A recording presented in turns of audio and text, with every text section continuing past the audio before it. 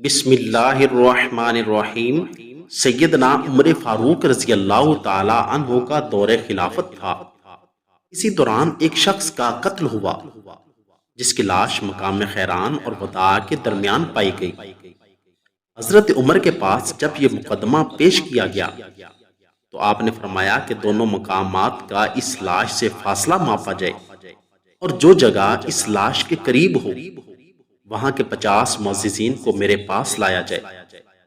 چنانچہ ایسا ہی کیا گیا، جگہ کو ماپا گیا، جس مقام کو اس لاش کے نزدیک پایا گیا وہاں کے 50 معززین کو حضرت عمر رضی اللہ تعالی عنہ کے پاس لایا گیا۔ اس وقت حضرت عمر بیت اللہ میں موجود تھے۔ آپ نے حتیم کعبہ کے پاس کھڑے ہو کر فرمایا کہ تم لوگ قسم کھاؤ کہ تم میں سے کسی نے بھی اس کو قتل نہیں کیا۔ ان لوگوں نے قسم کھا لی۔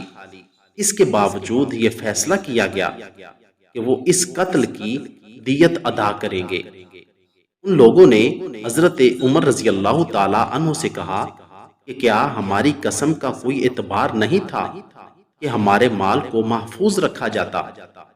حضرت عمر نے فرمایا تم جو مرضی کہو، میرا فیصلہ یہی ہے۔ اس کے بعد آپ نے فرمایا کہ تمہاری قسم نے تمہیں قصاص سے بچا لیا۔ اسی طرح ایک اور واقعہ ہے جس کا فیصلہ سیدنا فاروق اعظم کی عدالت میں پیش کیا گیا۔ وہ یہ تھا کہ ایک آدمی نے اپنی بیوی کو کسی غیر مرد کے ساتھ زنا کرتے ہوئے دیکھ لیا، جس کی وجہ سے اس نے اپنی بیوی کو قتل کر دیا۔ اب اس کا فیصلہ کیا کیا جائے، اس لیے حضرت عمر کی خدمت میں پیش ہوئے کہ قتل کے بدلے میں قتل ہی کیا جائے یا پھر کوئی اور سزا ہوگی یا بالکل معاف کر دیا جائے گا۔ معاملہ بہت ہی سنگین تھا۔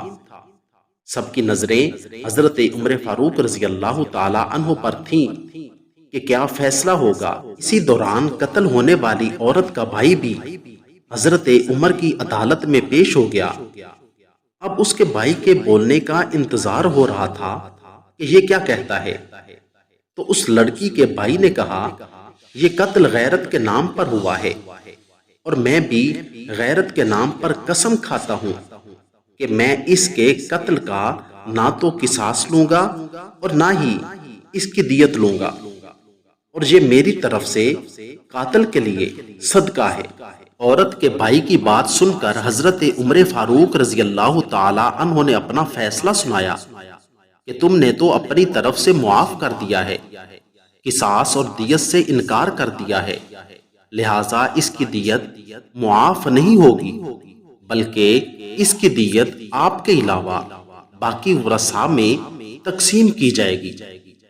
اس کے بعد حضرت عمر فاروق رضی اللہ تعالی عنہ نے دیت لے کر قاتل کو رہا کرنے کا حکم فرما دیا۔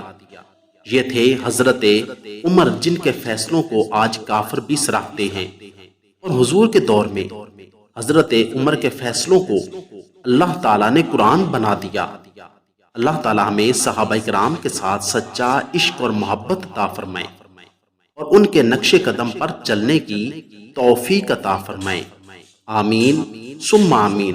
اگر آپ کو میری یہ ویڈیو اچھی لگی ہو تو ویڈیو کو لائک، چینل کو سبسکرائب اور ساتھ دیے گئے بیل آئیکن کے بٹن کو ضرور دبا دیں تاکہ ہماری آنے والی ہر ویڈیو آسانی کے ساتھ سب سے پہلے آپ تک پہنچ سکے۔